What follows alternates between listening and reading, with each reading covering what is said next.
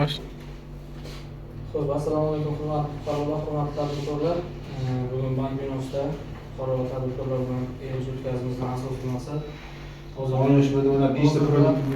Biz Milliy bank uch-quduq tizimi, faqat uch-quduq emas, umumiy Biz Milliy bankda mavjud bo'lgan kredit produktlar haqida fuqarolarga, tadbirkorlarga ma'lumot berish, agar shu kredit produktlariga, kredit mahsulotlariga fuqarolarimizga, tadbirkorlarimizga qanaqadir ehtiyoj yoki kredit olish istagi bo'ladigan bo'lsa, o'sha masala bo'yicha to'g'ridan-to'g'ri savol javob qilib, uchrashib ma'lumot berib, agar kredit olish istagi bo'lsa, ijobiy hal qilish bo'lib hisoblanadi asosiy masalamiz.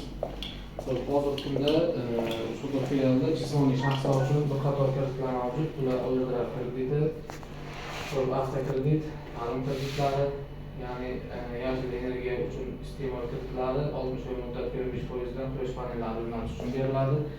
Bundan tashqari avtokreditlar ish haqi loyihasidagi avtokreditlar, ya'ni bu davlat ish haqi loyihasi ishtirokchilari uchun ajratiladi. Bundan tashqari hozir ishsizlar uchun avtokreditlarimiz mavjud. Bular ishsiz fuqarolar o'zini o'zi band qilgan holatda boshlang'ich avtotransport vositasini 30% ni qo'yib, bemalol to'g'ri-to'g'ri kredit olsa bo'ladi. Oldingidek ish haqidan spravka, unaqa narsalar ma'lumotnomalar talab qilinmaydi. Xo'p, bundan tashqari ipotechnik kreditimiz birlamchi va ikkilamchi bozorlovchi. Birlamchi bozorlovchi yangi qurilayotgan joylardan olinadigan kreditlar, ikkilamchi bozorlovchi bevosita uy egasidan, ya'ni boshqa bir jismoniy shaxsdan olinadigan ipoteka kreditlari bo'lib hisoblanadi.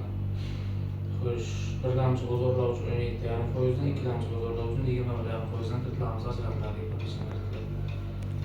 Bundan tashqari yuridik shaxslar uchun bir qancha kreditlarimiz bor, ya'ni yakka tadbirkor, MCJ, mas'uliyat cheklangan jamiyatlari uchun ajratiladigan kreditlar bular ekspress kredit mahsulot bo'lib, tadbirkorlarga xohlagan maqsad, xohlagan faoliyat turlari uchun ajratiladi.